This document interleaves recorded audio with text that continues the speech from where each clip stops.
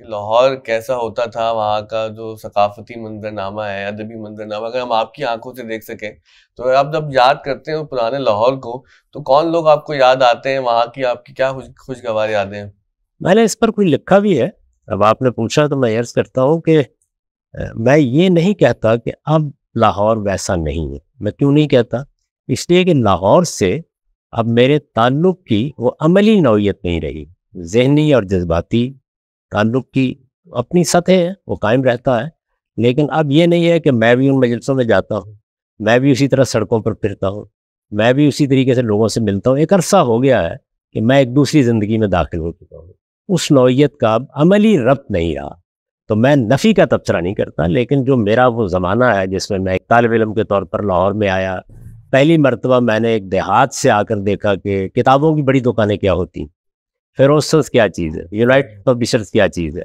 مجھے پہلی بار یہ معلوم ہوا کہ علماء کس کس قسم کے ہوتے ہیں. میں نے اس سے پہلے مسجد یا مدرسے سے متعلق علماء دیکھے تھے. لاہور میں آ کے مجھے اندازہ ہوا کہ نہیں، بغیر داڑھی کے بھی علماء ہوتے ہیں. ڈاکٹر سید عبداللہ کی قسم کے بھی علماء ہوتے ہیں، اسی طرح ڈاکٹر صوفی ضیاء الحق صاحب جیسے بھی علماء ہوتے ہیں. تو یہاں آ کے ظاہر ہے کہ میں 10ویں کا امتحان دینے کے بعد 1967 میں 1967 میں یہاں آیا تھا اور گورنمنٹ کالج میں میں نے آ کے داخلہ لیا. تو مجھے تو بالکل یہ محسوس ہوتا ہے کہ میرے زمانے کا لاہور تو علم کی، ادب کی، تہذیب کی ایک کہکشاں اپنے اندر لیے. یعنی اس میں آپ کو فرصت ہی نہیں تھی کہ آپ کسی اور چیز کی طرف نگاہ اٹھا کے دیکھیں. میں جا کے گھنٹوں لائبریریوں میں بیٹھتا تھا، اور لائبریری اتنی بڑی لائبریری، یعنی میں اپنے بچپن کو جب یاد کرتا ہوں تو ہمارے یہاں پاک پتن شہر میں ایک میونسپل لائبریری، ایک بڑے مشہور آدمی تھے وہاں کے، بعد میں وہ پیپلز پارٹی کے ٹکٹ پر غالباً MNA بھی منتخب ہوئے، راؤ ہاشم صاحب. ان کے گھر کے بالکل سامنے تھی لائبریری. میں نے بڑا وقت اس میں گزارا ہے، اور پہلی مرتبہ اخبار، رسائل یہ اسی میں پڑھنے سیکھے. ظاہر ہے کہ ہماری طرح کے لوگ جو ذرا نچلے متوسط طبقے سے تعلق رکھتے ہیں، ان کے پاس اتنے وسائل نہیں ہوتے کہ وہ بچپن ہی میں چیزیں خرید لیں. تو میں ہر روز وہاں جاتا تھا، پڑھتا تھا. لیکن وہ لائبریری کتنی بڑی تھی؟ وہ اتنی بڑی تھی جتنی آپ اس گھر میں بیٹھے ہوئے. وہ بڑی لائبریریاں کیا ہوتی ہیں، ان میں کس طرح مخطوطات موجود ہوتے ہیں، کتابیں. میرے لیے تو لاہور ایک بالکل نئی دنیا تھی. میں کبھی کبھی کہتا ہوں کہ میں نے پتھر کے زمانے سے دور حاضر تک کا سارا سفر ایک زندگی میں کیا ہے. یہاں میں نے دیکھا کہ آہستہ آہستہ مجھے معلوم ہونا شروع ہوا کہ گورنمنٹ کالج کے اندر، گورنمنٹ کالج میں جہاں مرزا منور صاحب، یعنی ایسے لگتا تھا کہ علم و ادب کی ایک درسگاہ کھلی ہوئی. مجھے نہیں معلوم کہ آپ کو مرزا صاحب کو دیکھنے یا ان سے بات کرنے کا موقع ملا ہے یا نہیں ملا. ایک وقت میں وہ نہ صرف یہ کہ گورنمنٹ کالج کے اساتذہ میں بہت ممتاز تھے، بلکہ وہ ہماری لاہور کی مجلسی زندگی کی بھی روح رواں تھے. آپ جہاں ان کو سنیے، جہاں دیکھیے. آخری درجے کے مسلم لیگی، قائد اعظم کے عاشق زار، اقبال کو وہ اپنا مرشد کہتے تھے. اقبال ہی پر ان کی زیادہ تصنیفات بھی ہیں، ایقان اقبال، میزان اقبال، اس طرح کی. مرزا صاحب کی جو تعلیم و تدریس کی جگہ تھی، یعنی وہ اپنے کمرے میں بیٹھ کر پڑھاتے تھے. گورنمنٹ کالج میں ایک زمانے میں یہ روایت بھی تھی کہ اگر آپ کے طلبہ کم ہیں تعداد میں، مثال کے طور پر ایک کلاس میں 50 طالب علم ہیں، تو پھر تو وہ کلاس روم میں ہوگی. اگر وہ 10-15 ہیں تو اساتذہ اپنے کمرے میں بلا لیتے ہیں. اس میں 8-10-15 کرسیاں پڑی ہوتی تھیں، تو وہ ایک بالکل مختلف نوعیت کی فضا بن جاتی. ہم نے ان کے کمرے میں حفیظ جلندری صاحب کو آ کے کلاس میں بیٹھتے ہوئے دیکھا، اور اس طرح کے بہت سے بزرگ، عابد صاحب آ گئے، فلاں آ گئے. لاہور کی گویا ایک طرح سے جو مجلسی زندگی تھی اس کا ان کی صحبت میں ظہور ہو جاتا تھا. اسی طرح ہمارے اردو کے شعبے کے سربراہ تھے ملک بشیر الرحمان صاحب. سب سے پہلے تو آپ جس درسگاہ میں آتے ہیں تو وہاں آپ کا صابر لودھی صاحب، غلام الثقلین نقوی صاحب مشہور افسانہ نگار ہیں. اس طرح کے لوگ تو خود کالج کے اندر موجود. اسی طرح سے ہم فلسفے کے طالب علم تھے تو مختار حسین صدیقی صاحب ایک زمانے میں جو ہمارے یہاں ایگزسٹنشلزم کی بحثیں ہیں ان سے ہم متعارفی پہلی بار ان کی مساتذ سے ہوئے. ڈاکٹر اجمل صاحب تھے، ان کی بھی ایک بڑی حیثیت بعد میں رہی. اسی طرح کا معاملہ پروفیسر سعید شیخ صاحب کا تھا، جنہوں نے علامہ اقبال کی ریکنسٹرکشن ریلیجیس تھاٹ ان اسلام پر حواشی لکھے ہیں، اور شاید سب سے زیادہ مفصل اور تحقیقی حواشی انہی کے ہیں. اس سطح کی شخصیات سے تو خود کالج میں معاملہ ہو گیا. مجلس اقبال ہوتی تھی ہمارے یہاں جمعرات کے دن. اس میں ویسے کینٹین پر بننے والی چائے اور ہمارے وہاں کے صاحب کے بنائے ہوئے پکوڑے بھی اپنے اندر بہت کشش رکھتے تھے. لیکن خود مجلس کی بڑی کشش، لنگر کا بھی اہتمام ہوتا تھا ایسا ہی تھا۔ تو وہ مجلس جب منعقد ہوتی تھی تو آپ دیکھیے کہ شام کے وقت مجلس ہے، کالج میں صبح کلاسز ہیں، جمعرات کے دن یہ خیال بھی نہیں ہوتا تھا کہ آج گھر جانا ہے۔ وہ مجلس منعقد ہوگی، اس میں اساتذہ کو سنیں گے، ان کے تبصرے سنیں گے، اور اس مجلس میں ہم نے بڑی شخصیات کو دیکھا۔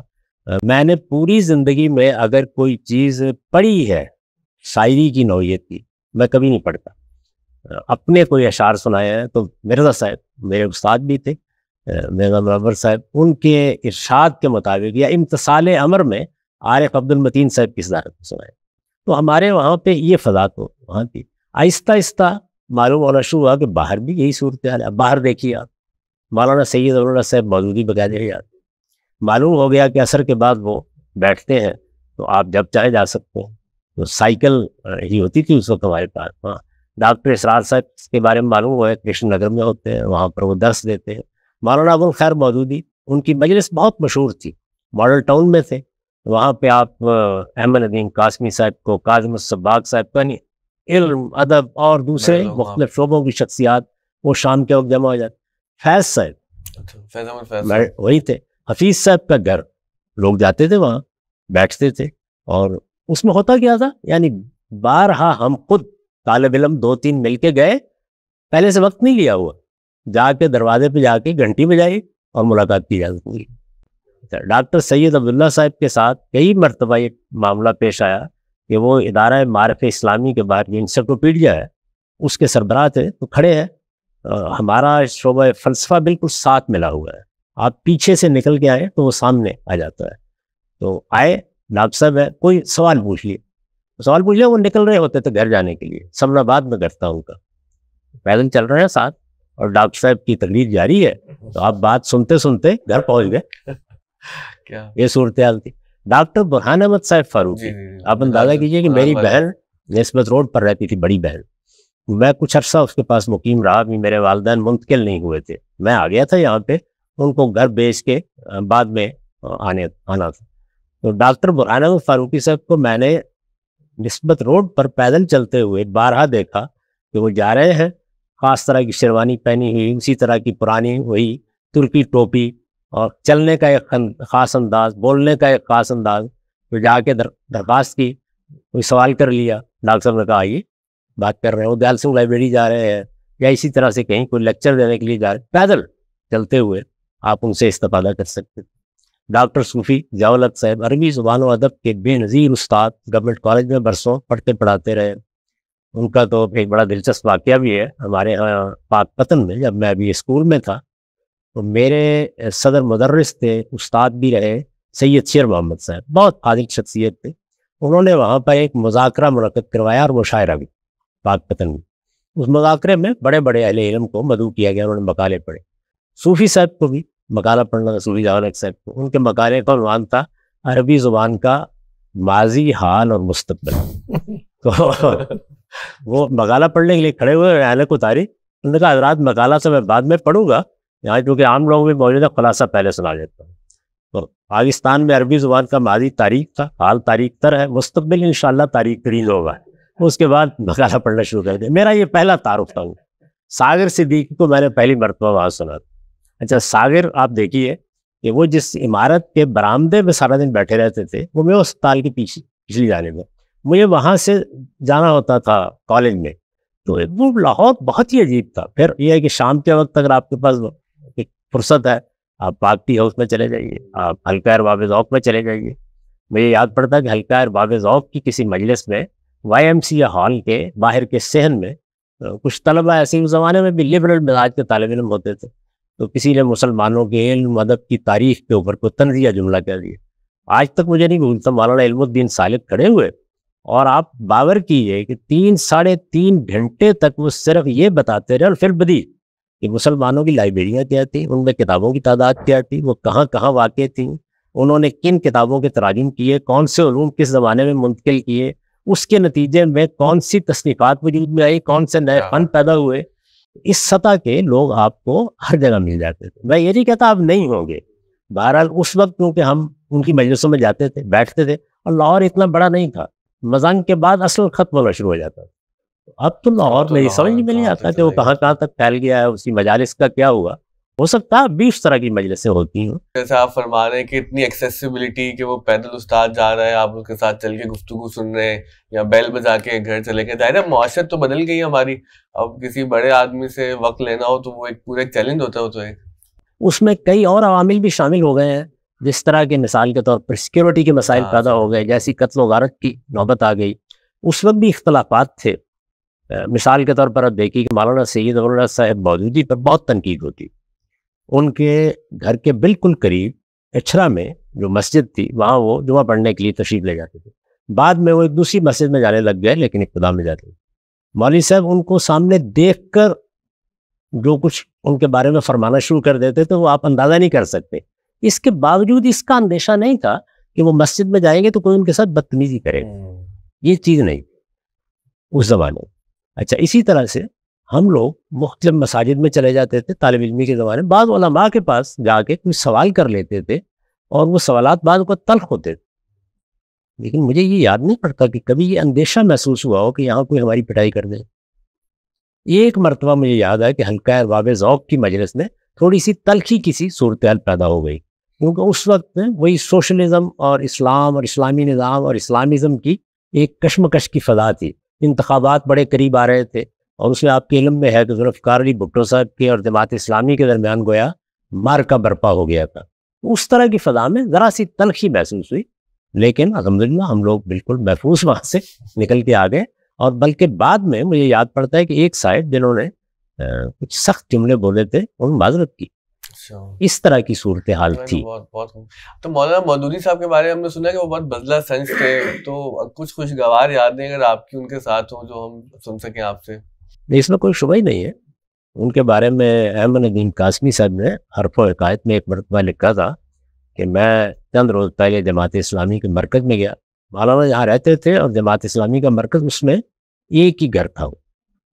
بعد میں تو منصورہ میں بڑا مرکز بن گیا اور پھر مولانا کا گھر ہی رہ گیا. اس زمانے میں مرکز گھر ایک ہی عمارت میں تھے جو اچھرا میں 5 ذہندار پارک ہے. انہوں نے کہا میں وہاں گیا، جماعت اسلامی کے سب لوگ بڑی اخلاقی زندگی بسر کر رہے تھے مولانا مودودی کے سوا. تو اس سے ان کی بات یہی تھی کہ مولانا بدر حسن بھی تھے، جملہ بھی کس دیتے تھے اور عام طور پر بڑی خوشگوار صورتحال پیدا کیے رہتے تھے. اس کے تو اتنی یادیں ہیں، اتنے واقعات ہیں. خود میرے اپنے ساتھ بڑی دلچسپ بات چیزیں پیش آئی. مولانا کے رسالے میں ترجمان القرآن سے آپ واقف ہوں گے، ایک بزرگ کام کرتے تھے، ان کا نام تھا چراغ دین صاحب. میرے ساتھ بھی ان کی بڑی دوستی ہو گئی. بہت سے ہمارے احباب ہوتے ہیں جو ذرا فربا ہوتے ہیں، تو وہ بھی یعنی جسیم آدمی تھے اور جیسے ذرا کہہ سکتے استعمال ہوتی ہے پلس سائز، اس طرح کی صورتحال. بارہا میں ہنس کے کہا کرتا تھا ان سے کہ آپ اتنے شوق سے معانقہ کرتے ہیں لیکن آج تک کبھی سینے سے لگنے کی توفیق نہیں ہو سکتی. وہ معاملات کہیں اور ہی طے ہوتے رہتے. وہی ہے کہ انہوں نے مجھ سے ایک دن یہ کہا کہ میں تمہارے درس میں تمہارے ساتھ جاؤں گا. میں اس زمانے میں علامہ اقبال روڈ پر ہر اتوار کو، اب مجھے یاد نہیں یا جمعہ تھا کیا تھا، اس میں درس دیا کرتے. تو وہ میرے ساتھ جانے پہ مصر ہو گئے. میں نے کہا آپ آ جائیے گا. گھر کے زیادہ قریب نہیں رہتے تھے جہاں میں رہتا تھا. وہ پیدل آ گئے، کوئی 10-20 منٹ کا سفر ہوگا. تو میں رکشے پہ جایا کرتا تھا. ہم دونوں رکشے میں سوار ہوئے. اب میری جو اس وقت جسامت آپ دیکھ رہے ہیں اس وقت اس سے بھی عالی تھی. اور ان کا معاملہ یہ تھا کہ مجھے تو خیر کوئی تقابل ہی نہیں ہے، آپ کسی اچھے جسیم آدمی کو بھی اگر ضرب تقسیم کر کے کچھ بنائیں تو وہ بڑے ہی نکلیں گے اس سے. ہم دونوں رکشے میں بیٹھ گئے اور جیل روڈ کی کراسنگ پہ جا کے ایک تیز رفتار گاڑی نے رکشے کو ٹکر ماری اور رکشہ الٹ کر نشیب میں جا کے گر گیا. اب آپ یہ دیکھیے کہ جب وہ گرا ہے رکشہ تو صورتحال یہ بنی کہ وہ نیچے اور میں اوپر تھا. تو اب سنیے ذرا، اس میں ان کا بازو ٹوٹ گیا. مجھے خراش بھی نہیں آئی. شام کے وقت معمول کے مطابق میں مولانا کی مجلس میں تھا، مولانا بیٹھتے تھے. عصر کے بعد میں نے آپ سے عرض کیا وہاں پہ. تو اب ظاہر ہے کہ وہ تو ان کے دفتر میں کام کرتے تھے، مولانا کو اطلاع ہو چکی تھی. تو انہوں نے پوچھا کہ بھائی، ایسے افسوس کے انداز میں بزرگ پوچھتے ہیں محبت سے، مجھ سے پوچھا کہ کیا واقعہ ہوا. تو میں نے یہ بیان کیا کہ اس طرح ہوا. تو جو پہلا جملہ ان کی زبان سے نکلا ہوا ہے کہ شکر کیجیے آپ نیچے نہیں تھے. उनके यहाँ जुमला रहता नहीं था। ऐसे ही मेरी शादी हुई, निकाह था, तो उस वक्त वो माजूर हो चुके हैं, ज़्यादा चलना फिरना मुमकिन नहीं था उनके। मैंने मामला जिक्र नहीं किया। बहुत से बुजुर्ग वहाँ गए, मियाँ तकाल मोहम्मद साहब मेरी वहाँ शरीक हुए वलीमे में या दूसरी तकरीबात में। मैं उस वक्त मुरीद के में था। बाद में मैं आया और मैंने आके मौलाना को बताया, मौलाना मौलवी साहब को, और साथ ही ये कहा कि मैंने इसलिए जसारत नहीं की आपको दावत देने की। मौलाना ने फरमाया कि आपका काम दावत देना था, माजरत करना तो मेरा काम था, आपने मेरा काम भी खुद ही संभाल लिया। क्या ऐसा ही था। हम तो ये तो कि मेरी हैसियत तो बिल्कुल तालिब इल्म की थी। असातिज़ा की हमने आपसे यादें सुनी, जो आपके हम असर लोग थे, जब आप उनको हम याद करते हैं, जैसे हमें तो डॉक्टर इसार अहमद साहब का ही पता है, और कौन लोग थे जो आपके हम असर थे, और फिर बाद में आपके किस तरह का वक्त गुजरा उनके साथ? सब लोगों के साथ बड़ी इज्जत, मोहब्बत, एहतराम का। आप ये देखिए कि मिसाल के तौर पर डॉक्टर ताहिरुल कादरी साहब है, मेरे और उनके ज़ाविया नज़र में बहुत फ़र्क है। मैंने उन पर बाज़ तनकीदात भी की है। इस सब के बावजूद हमेशा से उनके साथ बड़ा मोहब्बत का ताल्लुक़ रहा, आना जाना रहा, तकरीबात में शिरकत का मामला रहा। उनका इदारा, मैं मॉडल टाउन में रहता रहा हूँ, वो भी वहीं था, बारहा वहाँ जाने का मौका मिला। बाज़ चीज़ों पर तबादला ख्यालात भी हो जाता था। हम एक दूसरे से इख्तलाफ भी करते थे, लेकिन मोहब्बत से पेश भी आते थे। डॉक्टर साहब के यहाँ कुछ तलखी पैदा हुई, लेकिन इसके बावजूद ऐसा नहीं हुआ कि मिलने मिलाने का ताल्लुक़ ही न रहा। मैं कई मरतबा उनकी खिदमत में हाजिर हुआ। एक ज़माने में तो मैंने 2-2.5 साल गालिबा फजर की, मगरिब की, इशा की नमाज उन्हीं के पीछे पड़ी। अक्सर जाना होता था। बल्कि सैर तफरी के बाज़ मामलात भी ऐसे पेश आए जिसमें वो ज़रा ज़्यादा करीब थे। तो हमारे यहाँ मॉडल टाउन का जो पार्क है, उसमें सुबह के वक्त सैर करने का बहुत लोगों का मामूल था। उसमें डॉक्टर साहब भी अपने रफ़क़ा के साथ सैर करते थे, हम लोग भी। वो मुजीबुर रहमान शामी साहब थे, कभी कभी सलाहुद्दीन साहब, शायद आप जानते हो, तकबीर के मुदीर हुआ करते थे, वो शामी साहब के यहाँ आ जाते थे। हम लोग मिल के वहाँ फजर की नमाज़ पढ़ते थे। तो इस तरह नाश्ते पे इकट्ठे हो गए हैं, बैठ गए हैं। सभी लोगों के साथ ये ताल्लुकात, रवाबित। अशफाक साहब हमारे हमसाए में रहे। अच्छा, बारहा अशफाक अहमद साहब हमारे इदारे में उन्होंने पूरा पूरा दिन गुजारा है बाद। बल्कि मुझे याद आ गया कि एक मरतबा मैंने उनको भी मदऊ कर लिया और प्रोफेसर मिर्ज़ा मुनव्वर साहब को मदऊ कर लिया। दोनों में आपस में बहुत दोस्ती थी। तो वहाँ मिर्ज़ा मुनव्वर साहब के इश्क का ज़हूर हुआ कायद आज़म के साथ। वो आप अंदाज़ा नहीं कर सकते, यानी मैं बयान नहीं कर सकता कि किस जज्बे के साथ वो अपनी मोहब्बत का इज़हार करते थे। तो उन्होंने वहाँ वाक़या बयान किया है। अशफाक साहब भी मौजूद थे। उन्होंने कहा कि आप इससे अंदाज़ा करेंगे कायद आज़म क्या थे। कि एक मौके पर हम तालिब इल्मों ने कुछ हंगामा किया हुआ था, फिर पॉलिसी से इख्तलाफ था, कोई और मामला था। तो कायद आज़म के यहाँ हाजिर होने का फ़ैसला किया गया। तो वो बालकनी पे तशरीफ़ लाए, तलबा नीचे नारे वारे लगा रहे हैं, कुछ हंगामा कर रहे हैं।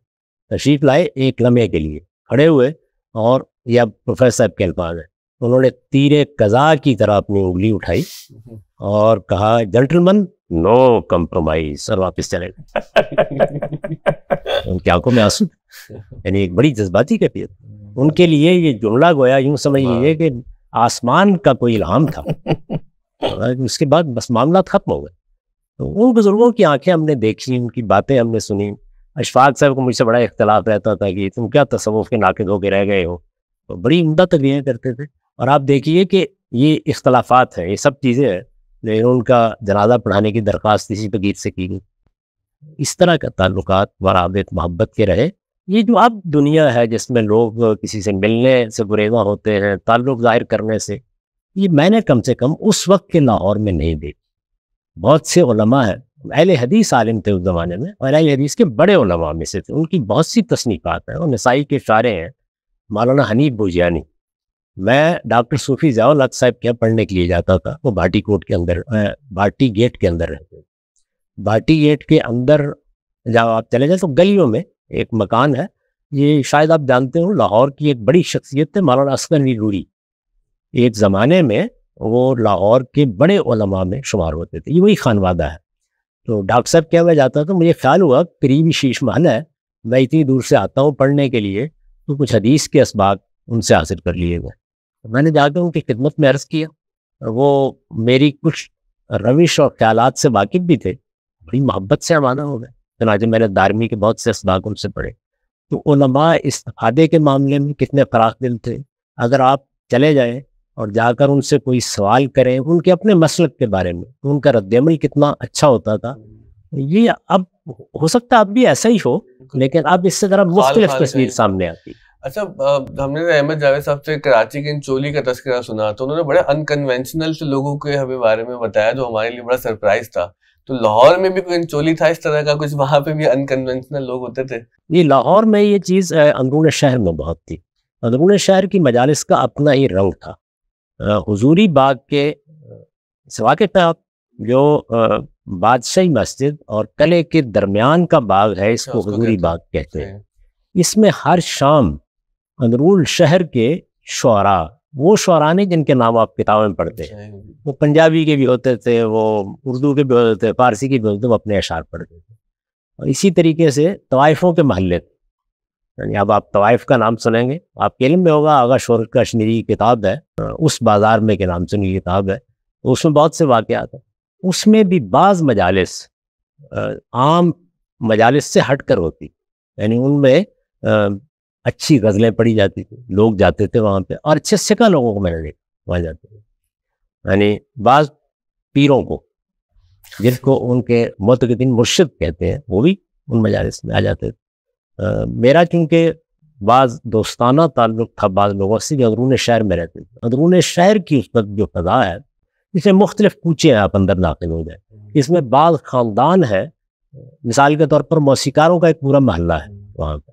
تو اس طرح کی بہت سی چیزیں جو عام روایتی زندگی سے ہٹ کر ہیں وہ آپ کو اس وقت اندرون شہر میں, اندرون شہر کی گلیوں میں, بعض خاص محلوں اور چوکوں میں جہاں خاص لوگ بیٹھتے تھے. آپ کے علم میں ہے کہ وہ بازار حکیمہ کا چبوترا وہی ہے جس میں اقبال نے پہلی مرتبہ اپنی غزل سنائی, جس کا وہ شعر تو بہت مشہور ہو گیا اور لوگ ظاہر اقبال کے انداز کا شعر اس کو سمجھتے ہیں. موتی سمجھ کے شان کریمی نے چن لیے قطرے تو یہ تھے میرے ارکے انفال کے. اسی میں یہ شعر بھی ہے کہ چلتے نہیں وہ اپنا دوپٹہ سنبھال. لاہور کا معاملہ میرے ساتھ بالکل وہی ہے کہ لاہور کا جو ذکر کیا تو نے ہم نشیں تیر میرے سینے میں مارا کے آئے. لاہور میں صرف یہی نہیں تھا کہ اس میں ہماری طرز کے اہل علم اہل ادب تھے, یعنی ہر طبقہ فکر کے لوگ. میں آپ کو بتاؤں کہ اس زمانے میں جو لوگ سوشلزم اور کمیونزم کے علمبردار تھے ان میں بھی جس سطح کے لوگ تھے, جیسے پروفیسر ایرک سپٹین تھے, جیسے امین مغل تھے, جن کی مجلسوں میں بیٹھ کے آپ کو رفت محسوس ہوتی, آپ کچھ سیکھتے تھے ان سے. اگر آپ ان سے کوئی سوال کرتے تھے تو آپ کا جواب میں نے استاد دامن کو, آپ سوچئے لاہور کے انہی جو لاہور شہر کے گرد باغات تھے اس زمانے میں ان میں سنا ہے بیٹھ کے اور براہ راست سنا ہے. تو یہ چیزیں بھی لاہور کی ایسی نہیں ہے کہ جن کو بلا دیا. میرے استاد تھے اصغر سلیم میر, آپ کے شاید علم میں ہوگا ایک زمانے میں پاکستان ٹائم میں ایک صاحب کالم لکھا کرتے تھے, بہت شہرت تھی ان کی زینو کے نام سے.